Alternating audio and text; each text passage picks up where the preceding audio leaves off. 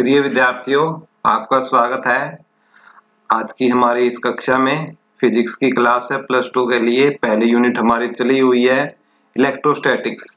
आज उसी में हम क्या है, आज इलेक्ट्रिक डायपोल्स के बारे में पढ़ेंगे। हम इलेक्ट्रिक डायपोल्स क्या होता है, क्या उसके इफेक्ट होते हैं और उसकी वजह से इलेक्ट्रिक फील्ड क्या होता है डिफरेंट कंडीशन पर। तो सबसे पहले तो हम क्या है इलेक्ट्रिक फील्ड, इलेक्ट्रिक डायपोल के बारे में, इलेक्ट्रिक फील्ड के बारे में हम इससे जो पीछे क्लास हुई थी उसमें हम पढ़ चुके हैं। ठीक है कि इलेक्ट्रिक डायपोल क्या होता है। ठीक है कि इलेक्ट्रिक डायपोल क्या होता है कि it is a pair of, definition आप इसकी इस प्रकार से लिख सकते हो, डेफिनेशन लिखना चाहो तो लिख सकते हो कि it is the pair of, it is the pair of to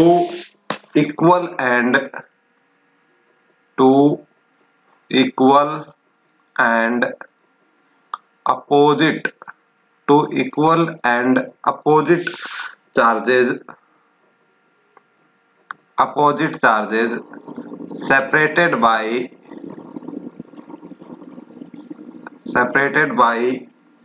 a distance,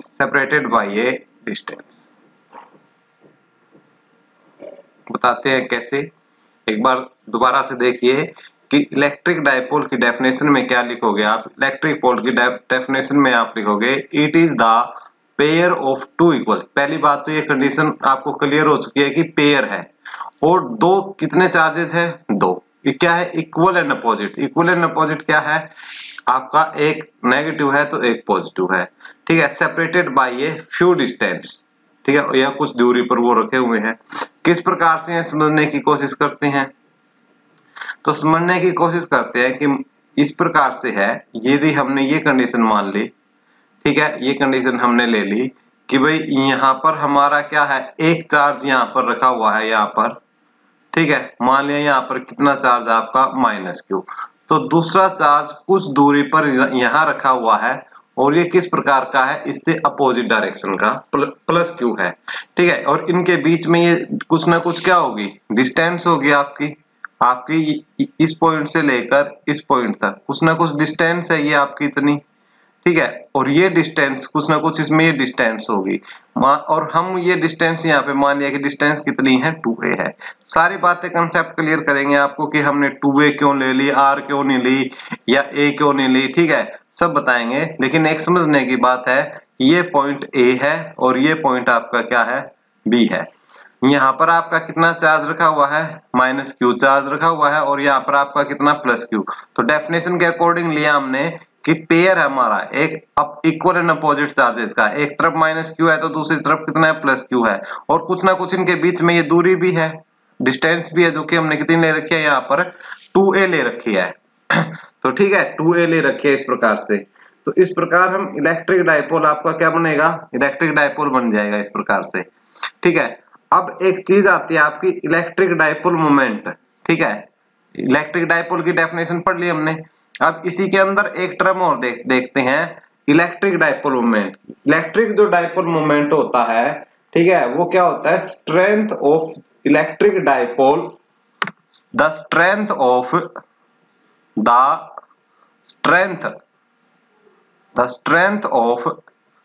electric dipole, the strength of electric dipole is measured in terms of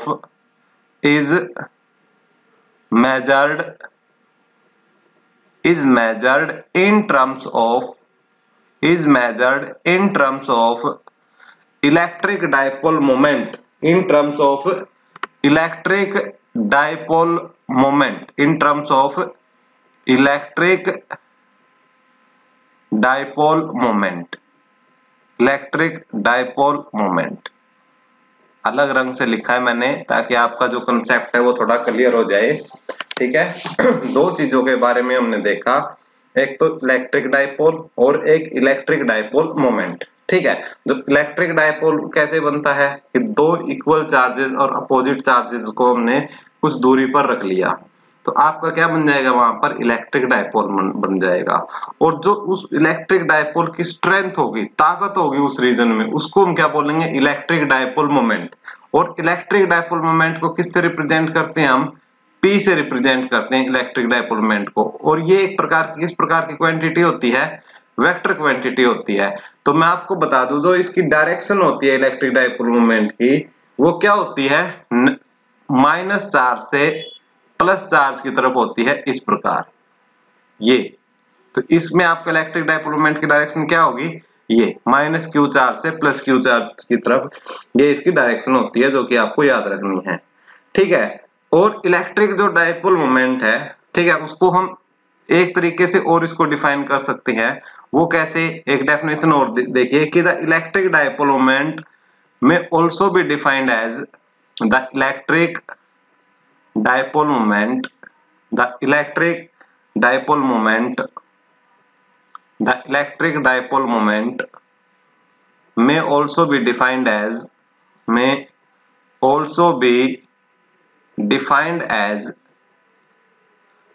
also be defined as the product of the product of the product समझते हो ना, product, ठीक है, product of either charge, the product of either charge and distance between two, and distance between two, and the distance between two, that is कैसे लिख सकते हैं उसको हम, ये जो डायपोल मोमेंट है उसको हम कैसे लिख सकते हैं, डायपोल मोमेंट को P is equal to either of charge minus Q plus Q में से कोई भी एक चार्ज उठा लो मैग्नीट्यूड फॉर्म में, Q इंटू आपका 2a, ठीक है, इस प्रकार से, ठीक है, Q इंटू 2a।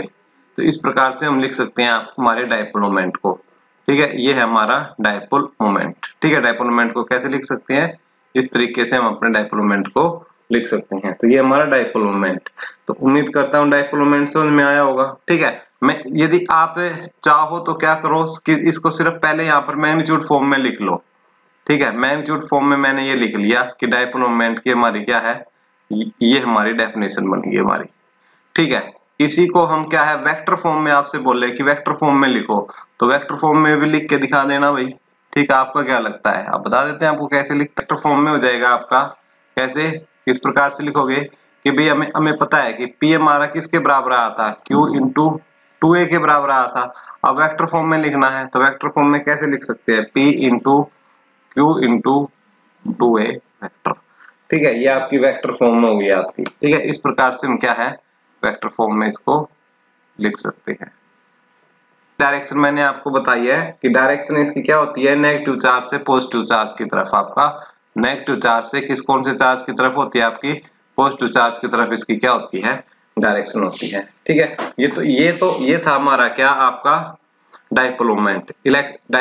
हमने इलेक्ट्रिक डायपोल के बारे में भी पढ़ा और इलेक्ट्रिक डायपोल मोमेंट के बारे में पढ़ा, ठीक है। अब हम इसकी यूनिट के बारे में भी डिस्कस कर लेते हैं कि यूनिट क्या होती है इसकी। तो अभी हमने फार्मूला देखा था कि जो P होता है वो किसके बराबर होता है, Q इंटू 2a के। और अब देखो चार्ज को किस में मापते हैं, कूलम में, ठीक है, कूलम में मापते हैं।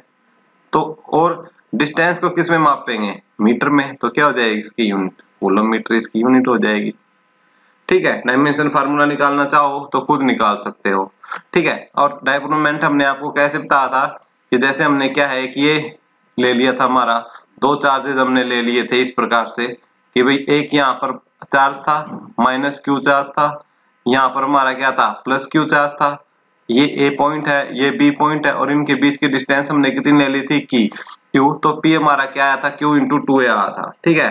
तो हम क्या बोल सकते हैं, एक आइडियल डायपोल आपसे कोई पूछे कि भाई आइडियल डायपोल क्या होगा, आइडियल डायपोल, तो आइडियल डायपोल होगा कि ये इन दो चार्जेस के बीच की जो डिस्टेंस है ना, इसको आप कम से कम रखो, जितना कम से कम रखा जा सके, यानी जो डिस्टेंस है बिटवीन टू चार्जेस उसको क्या करो, मिनिमाइज कर दो, ठीक है। और जो चार्जेस की जो स्ट्रेंथ है, इन दोनों चार्जेस की स्ट्रेंथ है वो मैक्सिमम कर दो, वो क्या कर दो, मैक्सिमम कर दो। तो उसको हम क्या बोलेंगे, आइडियल डायपोल बोलेंगे, क्या बोलेंगे उसको हम, आइडियल डायपोल। तो आपसे आइडियल डायपोल की डेफिनेशन कोई बोले तो आप लिख सकते हो कि इफ द डिस्टेंस बिटवीन, क्या लिखोगे डेफिनेशन में, if the distance between if the distance between two charges becomes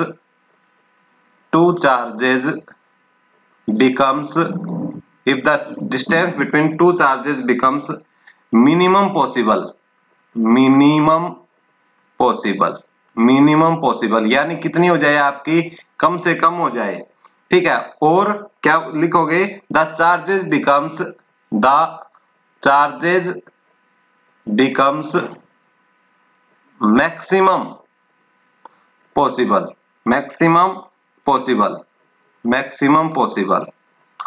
then the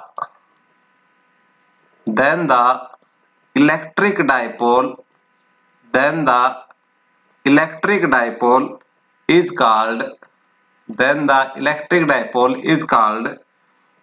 ideal dipole।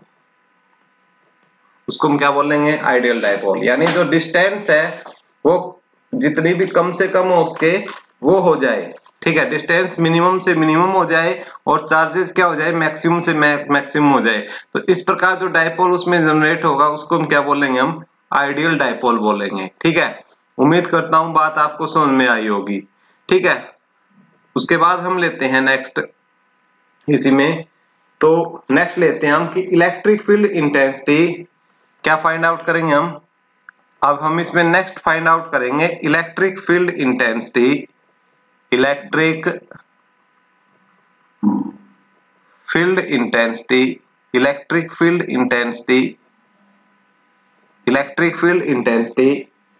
at a point due to electric dipole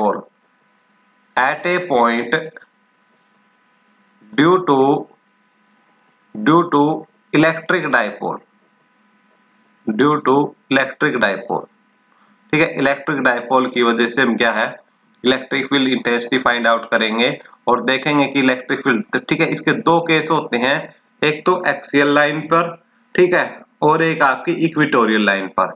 तो हम केस फर्स्ट करेंगे हम यहाँ पर, ठीक है। केस फर्स्ट कौन सा आपका, when point lies on axial line of dipole,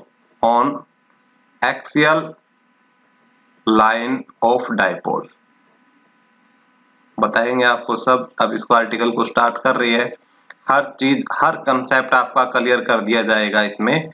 और एक और बात बता देते हैं कि जो आज का हमने लेक्चर स्टार्ट किया है भाई, ये जो हम कर रहे हैं ये भी आपका सीबीएसई पॉइंट ऑफ व्यू के हिसाब से या किसी भी बोर्ड के हिसाब से इंपॉर्टेंट क्वेश्चन है। आपसे एग्जाम में 3 नंबर में ये क्वेश्चन पूछा जा सकता है। तो वेरी वेरी इंपॉर्टेंट टॉपिक्स हम कर रहे हैं किसी बोर्ड के हिसाब से भी और किसी कंपटीशन लेवल के से, ठीक है।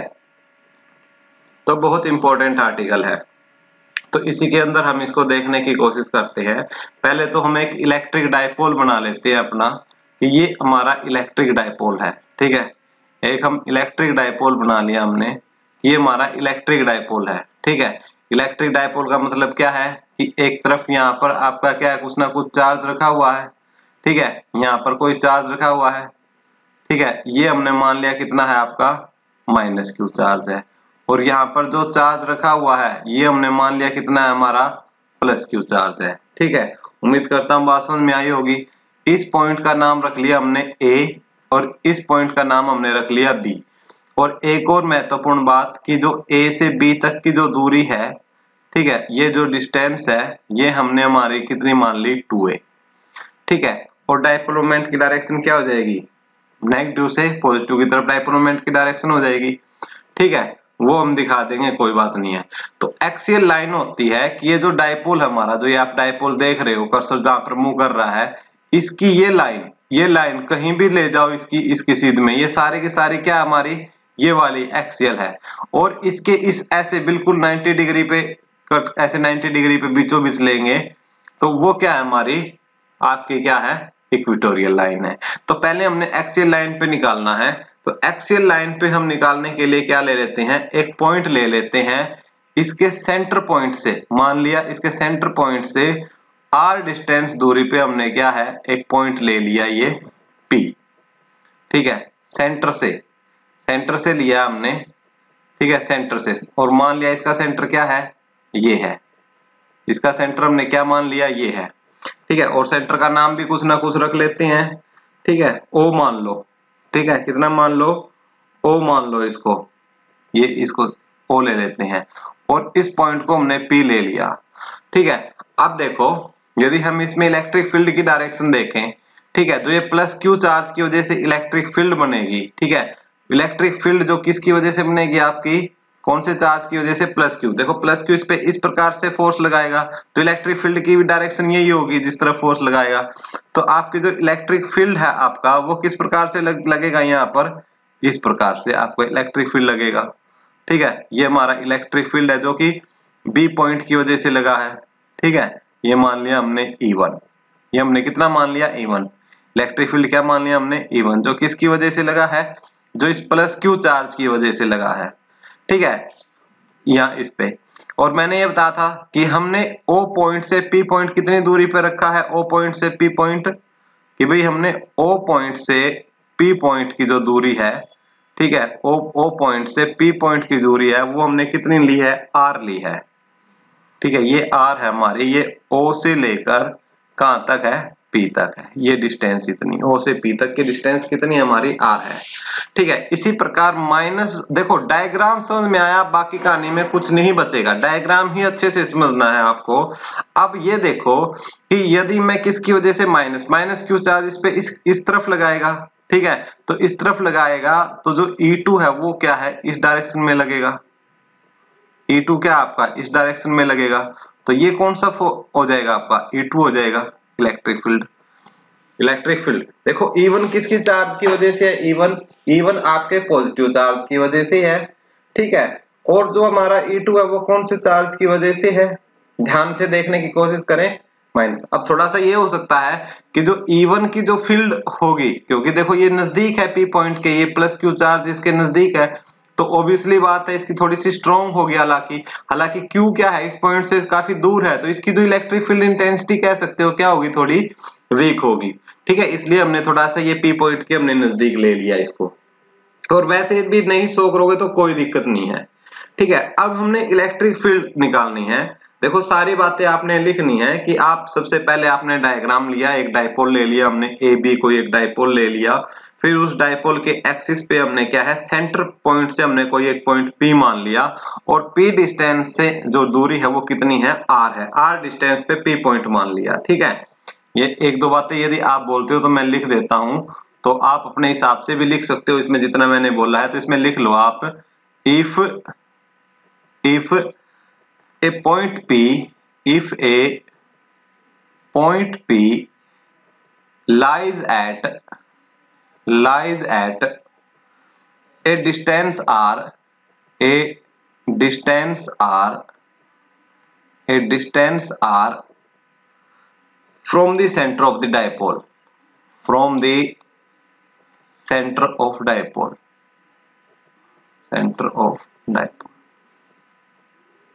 सेंटर जो डायपोल है वहां से, ठीक है। अब मैं इसको सोल्व करने के लिए थोड़ा सा इस चीज को थोड़ा इरेज कर रहा हूं, जो ये है काफी नीचे तक आ गई, मैं इसको ऊपर ही लिख देता हूं थोड़ा सा, ठीक है, कि हमने कहां से कहां तक की डिस्टेंस ली है, ये हमने ली है P पॉइंट से लेकर और कहां तक, O पॉइंट तक, ठीक है, ये डिस्टेंस हमारी R है, ठीक है। अब यहां से हम इलेक्ट्रिक फील्ड E1 की वैल्यू फाइंड आउट कर सकते हैं, ठीक है, इलेक्ट्रिक फील्ड E1 की, ठीक है, उसकी मैग्नीट्यूड वैल्यू फाइंड आउट करेंगे हम, ठीक है, तो इसमें लिख लो the magnitude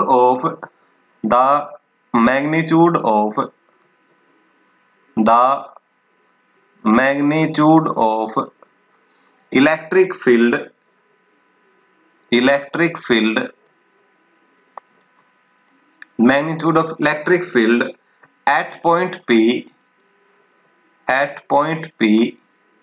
at point P due to plus Q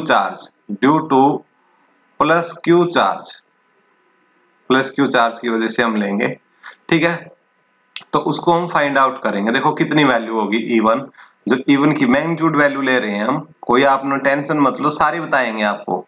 E1 की वैल्यू कितनी होगी आपकी, आपको पता है E1 इलेक्ट्रिक फील्ड होता है आपका 1/4 pi epsilon naught charge charge जो ले रहे हैं हम, मैग्नीट्यूड वैल्यू ले रहे हैं, तो Q डिवाइडेड बाई, ये चार्ज कहाँ रखा है, B पॉइंट, ये इस पॉइंट पे, B पॉइंट से, तो B से लेकर P तक की distance divided by BP square, divided by BP square. अब BP निकाल लेंगे हम, देखो यहां से यहां तक, ठीक है। हमें ये पता है कि यहां से लेकर यहां तक ये पूरी कितनी है, 2A है। तो इसका मीनिंग क्या हुआ कि A से लेकर O तक इसकी वैल्यू कितनी हुई, A, और O से लेकर B तक कितनी हुई, A।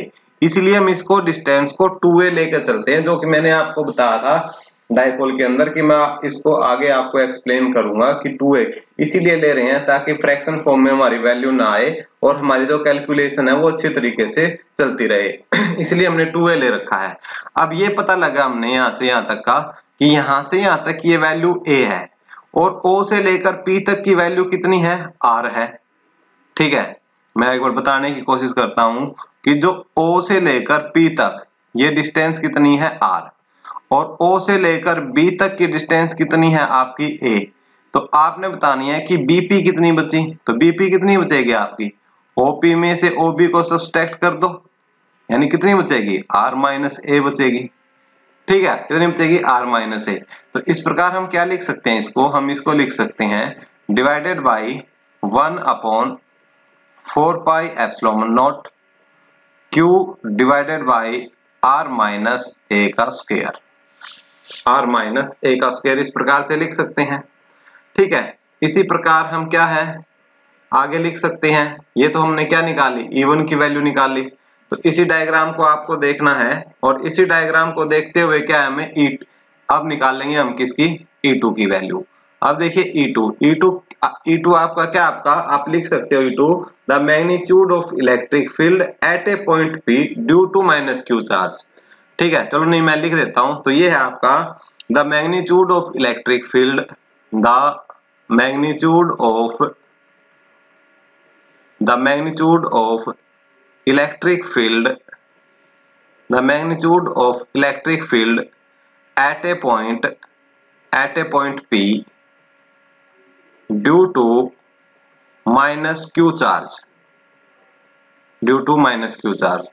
तो माइनस Q चार्ज से लेंगे हम 1/4 pi epsilon naught charge divided by, देखो माइनस Q चार्ज है, पीछे आप वीडियो में देख सकते हो कहां पे रखा हुआ है, A पॉइंट पे रखा हुआ है, तो हम क्या लिखेंगे, AP का स्क्वायर, ठीक है। मैं आपको कोशिश करता हूं दिखाने की कि कहां पर रखा हुआ है आपका AP, मैंने क्यों लिखा है। देखिए ये चार्ज आपका यहाँ A पॉइंट पे रखा हुआ है, यहाँ पर इस A पॉइंट पे, और A से लेके हमने P तक की डिस्टेंस लेनी है। देखिए स्टूडेंट्स, अब हमने पता है कि B से लेकर P तक की डिस्टेंस कितनी है, R है। ध्यान से देखिए, बिल्कुल ठंडे दिमाग से, कंसेप्ट क्लियर होगा।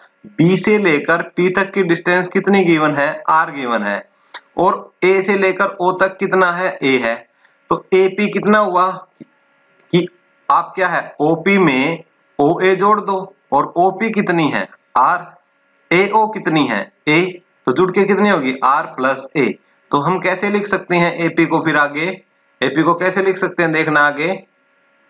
तो जो हम AP को लिख सकते हैं आपका कैसे, इसको हम लिखेंगे 1/4 pi epsilon not Q upon R plus A का स्क्वायर।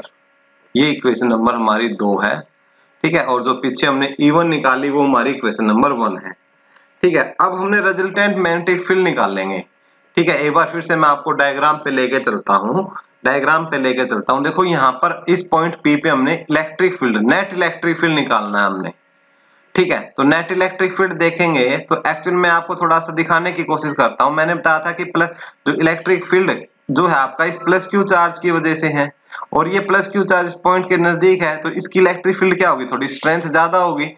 लेकिन E2 है जो आपकी माइनस Q से है, और ये काफी दूरी पर है और डिस्टेंस ज्यादा होगी, तो इसकी इलेक्ट्रिक फील्ड स्ट्रेंथ क्या होगी, थोड़ी सी कम होगी। यानी नेट इलेक्ट्रिक फील्ड की यदि हम बात करेंगे तो नेट इलेक्ट्रिक फील्ड थोड़ा सा इस तरफ टेंड करता हुआ आपको नजर आएगा। तो वेक्टर फॉर्म में इसको हम कैसे लिख सकते हैं, इलेक्ट्रिक फील्ड को E1 minus E2 opposite direction की वजह से, ठीक है। तो हम इसको कैसे लिखेंगे फिर इलेक्ट्रिक फील्ड को, देखिए ध्यान से, इलेक्ट्रिक फील्ड हमारा हो जाएगा E1 माइनस E2 हो जाएगा। तो द रिजल्टेंट तो लिख सकते हो द रिजल्टेंट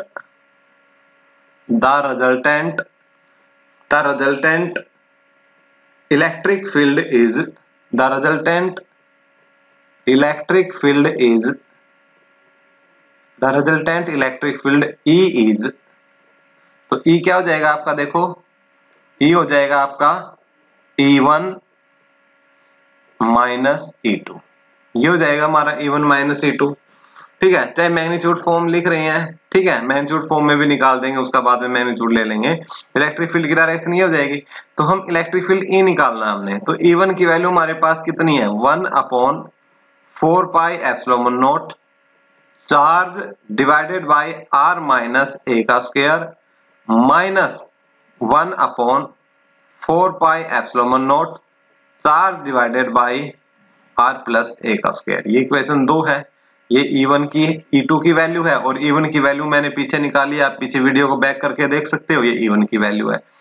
अब इसमें से क्या कॉमन आ जाएगा, यदि इसको हम ध्यान से देखेंगे तो इसमें से हम कॉमन ले सकते हैं कि Q/4 पाई एप्सिलॉन नॉट को हमने क्या ले लिया, कॉमन ले लिया, और जो बाकी बच गया उसको हम लिख सकते हैं कि 1/r माइनस a का square minus 1/r plus a का स्क्वायर और ब्रैकेट क्लोज।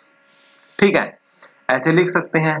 फिर इसको हम सोल्व करते हैं, सोल्व करेंगे कैसे कि हमने लिख लिया कि Q/4 पाई एप्सिलॉन नॉट, और इसमें हम क्या कर सकते हैं, एलसीएम ले सकते हैं, एलसीएम ले सकते हैं r माइनस a का स्क्वायर और r प्लस a का स्क्वायर, एलसीएम ले लिया, तो इससे ये कैंसिल होगा, तो क्या बचा ऊपर r प्लस a का square minus r minus a का स्क्वायर, ये बच गया, तो ये चीज बच गई आपकी। ठीक है, अब इसको हम आगे देखते हैं एक पेज लेके और वो सोल्व करते हैं। ये a प्लस बी का स्क्वायर है, उससे इसको ओपन कर लो, और यहाँ a माइनस बी का है। ठीक है, उसको आप चाहो तो इससे ओपन कर लो। चलो मैं यहीं पर क्या है, पेज को रफ करके यहीं पर सोल्व करता हूँ ताकि आपको चीजें दिखती रहें। ठीक है, ये चीजें उम्मीद करता हूँ समझ में आए, जिनको नहीं समझ में आए दोबारा से एक बार वीडियो को बैक करके देख लें, बैक करके देख सकते हैं, बहुत अच्छा फीचर है, पीछे करके आप देख सकते हैं वीडियो को। तो इसमें देखिए अब क्या बच जाएगा हमारा, ये बचेगा हमारा electric field E is equal to Q/4 pi epsilon naught into r plus a का स्क्वायर यानी r square plus a square minus 2ra minus, ठीक है, r square plus a square minus 2ra minus 2ra। ठीक है, इस प्रकार से लिख सकते हैं हम, डिवाइडेड बाय जो है वो लिख लो, जो है वो r माइनस a का स्क्वायर r प्लस a का स्क्वायर। ठीक है, ब्रैकेट बंद कर लो यहां से, इस ब्रैकेट को बंद करके, ठीक है, आगे कैसे सोल्व करेंगे इसको सोल्व करते हैं। देखो इस माइनस को हटा दो, माइनस को हटाओगे तो अंदर क्या है, निशान चेंज हो जाएंगे, अंदर के निशान चेंज हो जाएंगे ना, माइनस हटाओगे तो ब्रैकेट में से। ठीक है, ये निशान चेंज हो जाएंगे।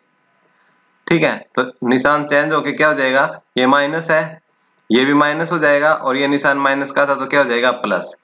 अब r स्क्वायर से क्या आपका r square cancel, a square से क्या आपका a स्क्वायर कैंसिल, जो बचेगा उसको आप नीचे लिख सकते हो। ठीक है, और ये भी फार्मूला बन गया आपका a प्लस बी और a माइनस बी का। ठीक है, एक फार्मूला होता है आपका a plus B into a minus B, इसको हम लिख सकते हैं क्या, a square minus B square, ये फार्मूला नीचे बन गया, नीचे लिख लेना। ठीक है, मैं इसको रफ करता हूं क्योंकि हमारे पास थोड़ा स्पेस का जो दिक्कत है स्पेस की, इसलिए इसको हम रफ करते हैं। ठीक है, तो हम इसमें लिखते हैं आगे कि Q/4 पाई एप्सिलॉन नॉट, अब ये कैंसिल हो गया तो जो बचेगा वो लिख लो, मल्टीप्लाई में 4ra divided by r square minus a square का स्क्वायर, ये बचा हमारा। ठीक है, यहां तक देखें। अब एक टर्म डाइपोल मोमेंट करके आए थे नीचे, डाइपोल मोमेंट। ठीक है, डाइपोल मोमेंट के बारे में हमने आपको करवाया था कि डाइपोल मोमेंट क्या होता है आपका, तो डाइपोल मोमेंट के बारे में हमने बताया था कि डाइपोल जो मोमेंट है, मैं दूसरे पेन से यहाँ पर लिख रहा हूं, ठीक है, व्हाइट पेन से, डाइपोल मोमेंट P होता है हमारा Q इंटू 2A। ठीक है, इसका हम यूज करेंगे। अब देखो ये हमारे पास क्वांटिटी है। ठीक है, इसको हम सोल्व करके कैसे लिख सकते हैं? तो इसको सोल्व करके हम ऐसे लिख सकते हैं कि is equal to Q into 2A, Q into 2A, ठीक है, इंटू 2R डिवाइडेड बाई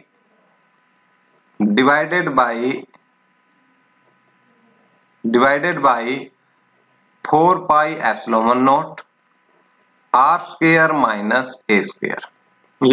ये देखिए। ठीक है, अब कुछ बच्चों ये समझ में आया सर ये 2A 2R कैसे लिख दिया? भाई मैंने कुछ नहीं किया, मैंने किया आपका कि जो 4RA है इसको मैंने लिखा है 2A इंटू 2R। अरे यार मल्टीप्लाई कर लो दोबारा से, 4RA आ जाएगा। लेकिन ऐसा करने से हमारी एक वैल्यूएबल क्वांटिटी बन गई है। वैल्यूएबल क्वांटिटी मैं आपको बताता हूं कौन सी बनी है और आप समझ में गए होंगे।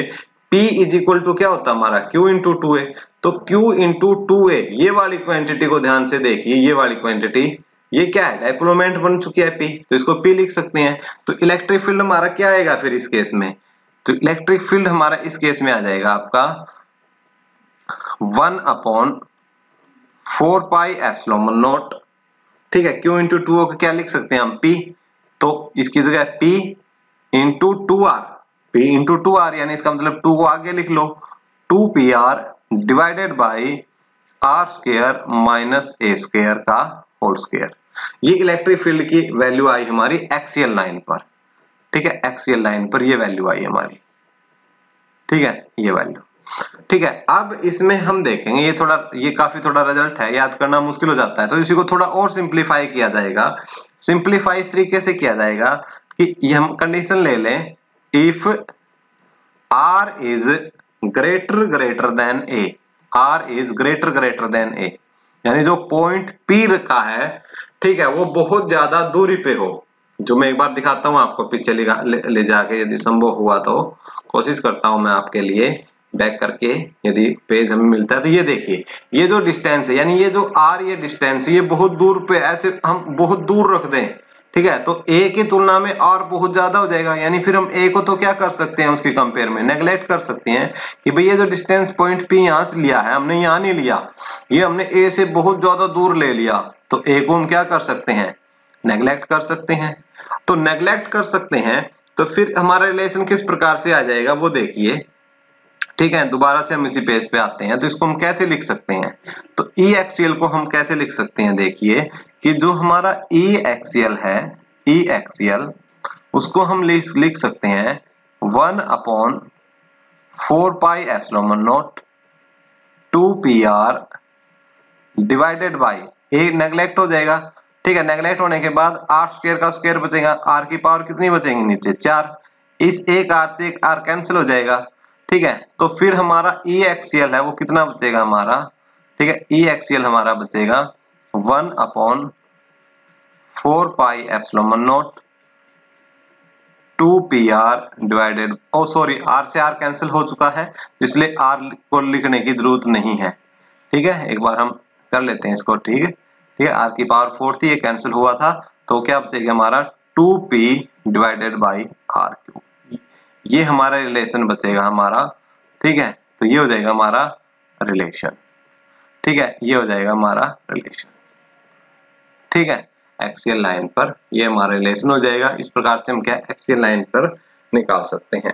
तो ये था हमारा इलेक्ट्रिक डाइपोल मोमेंट, और इलेक्ट्रिक डाइपोल मोमेंट की वजह से जो इलेक्ट्रिक फील्ड होगा, मेनली दो रीजन पे हमने स्टडी करना है, लेकिन हम तीसरा भी आपको करवा देंगे, टेंशन नहीं लेना।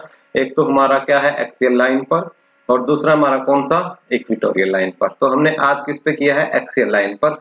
इलेक्ट्रिक डाइपोल मोमेंट के बारे में हमने डिटेल में कोशिश करी समझने की, उसके बाद हमने इलेक्ट्रिक डाइपोल मोमेंट के बारे में पढ़ा, इलेक्ट्रिक डाइपोल मोमेंट स्ट्रेंथ के बारे में, उसकी डायरेक्शन देखी, नेगेटिव से पॉजिटिव की तरफ होती है। ठीक है, और फिर आइडियल डाइपोल देखा क्या होता है, उसके बाद हमने एक्सियल लाइन पर इलेक्ट्रिक डाइपोल मोमेंट की वैल्यू है वो निकाल लिया है। तो इस इक्वेशन को आप जाते जाते नाम दे लो, इस इक्वेशन को स्टार स्टार स्टार इक्वेशन दिया मैंने इसको जाते जाते स्टार। ठीक है, फिर करेंगे इसका आगे डिस्कस। ठीक है, स्टार के बाद ठीक है, तो यहाँ तक यदि किसी को भी कोई दिक्कत है तो आप कमेंट बॉक्स में कमेंट कर सकते हो। आप व्हाट्सएप नंबर हम नीचे डिस्क्रिप्शन में दे देंगे, आप व्हाट्सएप पे हमसे कांटेक्ट कर सकते हो।